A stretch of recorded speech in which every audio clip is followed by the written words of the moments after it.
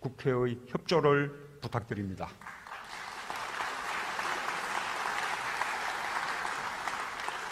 권력이 국민의 기회를 빼앗는 일도 없어야 합니다. 최근 드러난 공공기관 채용 비리는 우리 청년들이 무엇 때문에 절망하고 있는지 그대로 보여주었습니다. 공공기관이 기회의 공정성을 무너뜨리는 일은 결코 용납할 수 없습니다. 구조적인 채용 비리 관행을 반드시 혁파하겠습니다. 공공기관의 전반적 채용 비리 실태를 철저히 규명하여 부정행위자는 물론 청탁자에게도 엄중한 책임을 묻는 시스템을 갖추겠습니다. 정부는 국가기관과 공공부문, 더 나아가 사회 전반의 부정과 부패, 불공정이 국민의 삶을 억압하는 일이 없도록 모든 노력을 다해갈 것입니다. 더 이상 반칙과 특권이 용인되지 않는 나라로 정의롭게 혁신하겠습니다. 그 일에 국회가 함께해 주실 것을 요청드립니다.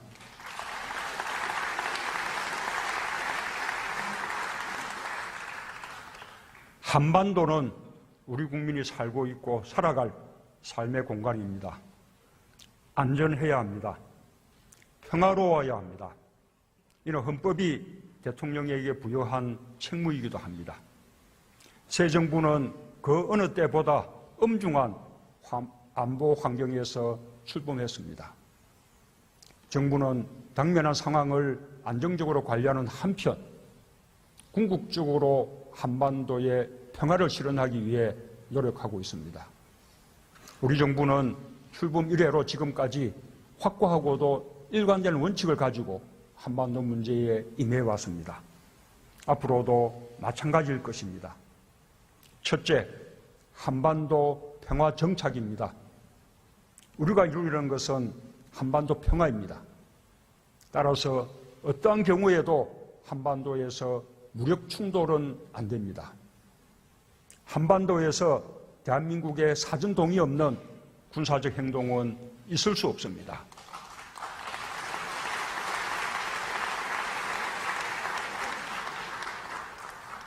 둘째, 한반도 비핵화입니다.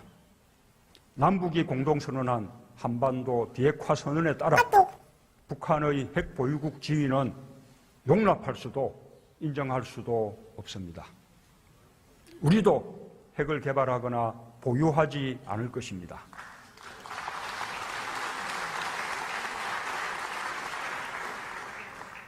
셋째, 남북 문제의 주도적 해결입니다. 우리 민족의 운명은 우리 스스로 결정해야 합니다. 식민과 분단처럼 우리의 의사와 무관하게 우리 운명이 결정된 불행한 역사를 반복하지 않을 것입니다.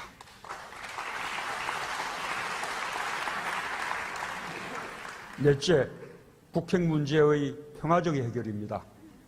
제재와 압박은 북한을 바른 선택과 대화의 장으로 이끌기 위한 수단입니다. 우리 정부의 원칙에 미국은 물론 국제사회도 인식을 함께 하고 있습니다. 다섯째, 북한의 도발에 대해서는 단호히 대응하는 것입니다. 이를 위해 압도적인 힘의 우위를 확보해야겠습니다. 굳건한 한미동맹을 토대로 국제사회와도 적극 공조하겠습니다.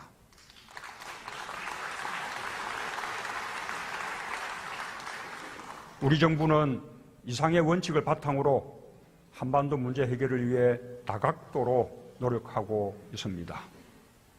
저는 국민과 헌법 앞에 선서한 대로 국민을 보호하고 평화로운 한반도를 실현하기 위해 할 수 있는 모든 일을 다하겠습니다.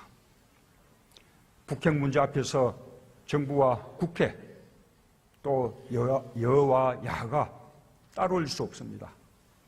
한반도 정책에 있어서만큼은 초당적인 협조가 있기를 기대합니다.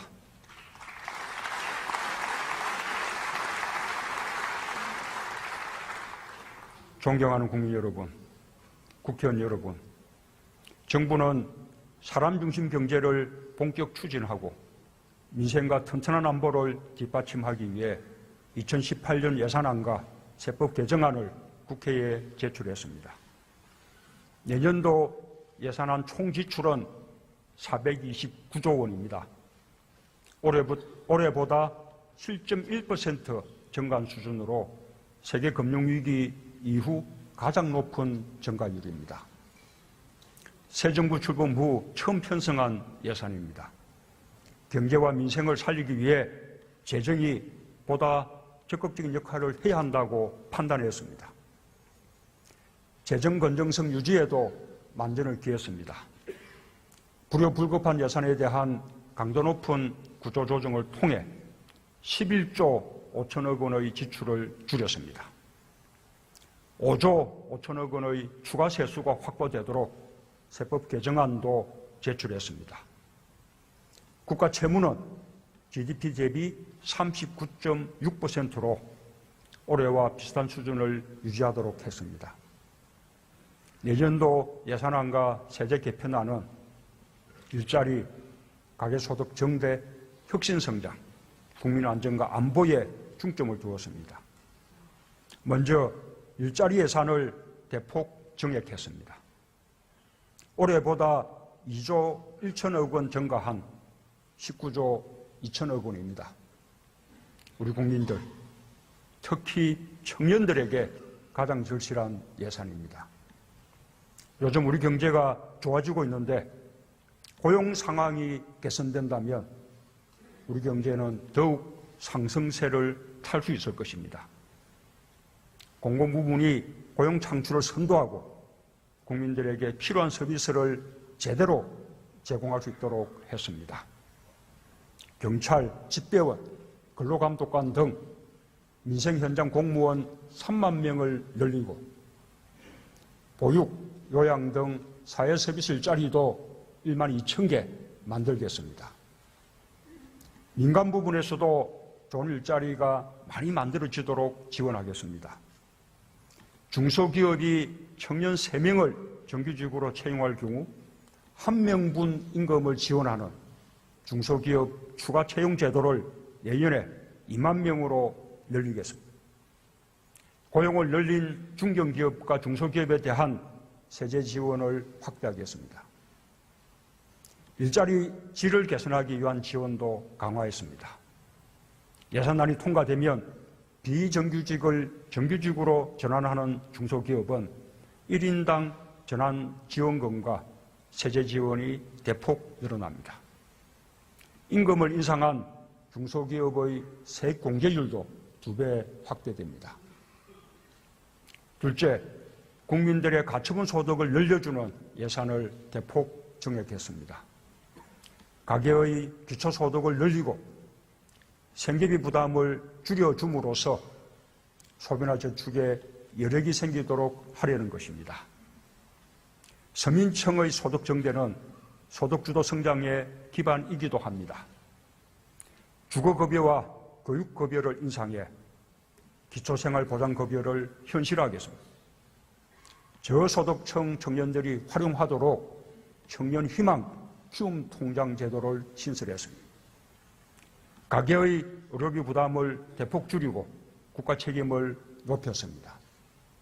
재난적 의료비 지원 대상을 4대 중증 질환에서 모든 질환으로 확대하고 치매 안심센터와 요양시설 등 치매 국가 책임제 시설을 확충하도록 했습니다. 5세 이하 아동의 아동수당을 도입하여 내년 7월부터 월 10만 원씩 지원하겠습니다. 아이들 양육 부담을 조금이라도 덜어줄 것으로 기대합니다. 세계 최고 수준의 노인 빈곤율은 우리의 부끄러운 현실입니다.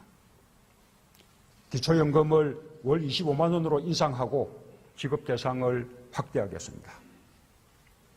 어르신 일자리 지원 대상을 51만 4천 명으로 확대하겠습니다. 장애인 연금을 기초연금과 함께 25만 원으로 인상하고 장애인 일자리도 1만 6천 명으로 확대하겠습니다. 소상공인과 영세 중소기업 지원도 확대했습니다. 최저임금 인상에 따른 부담을 완화하고 고용이 유지될 수 있도록 일자리 안정 자극이 없습니다.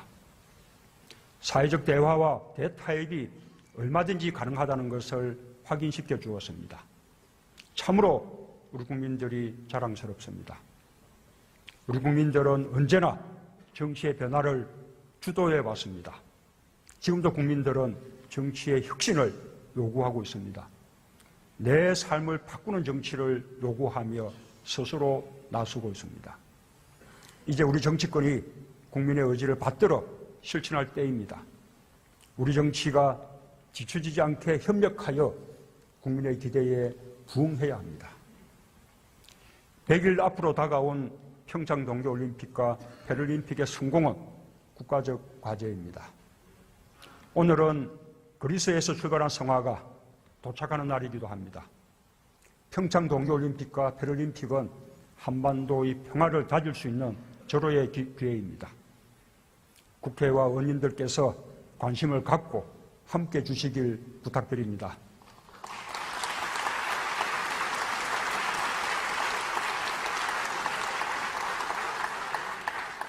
상식과 정의가 나를 지켜줄 수 있는 나라, 양보와 타협, 연대와 배려가 미덕이 되는 나라, 국민이 주인의 나라를 위해 국회가 함께해 주실 것이라고 믿습니다. 국민의 희망이 반드시 국회에서 피어나길 바람하지 않습니다. 감사합니다.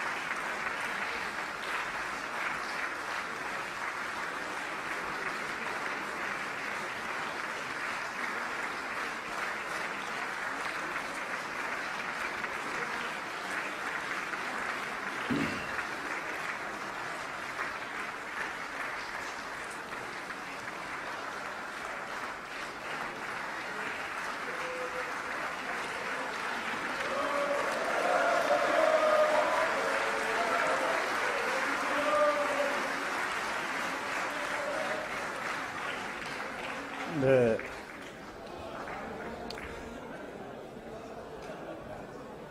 다음은 지난 9월 임명된 대법원장의 인사를 듣도록 하겠습니다.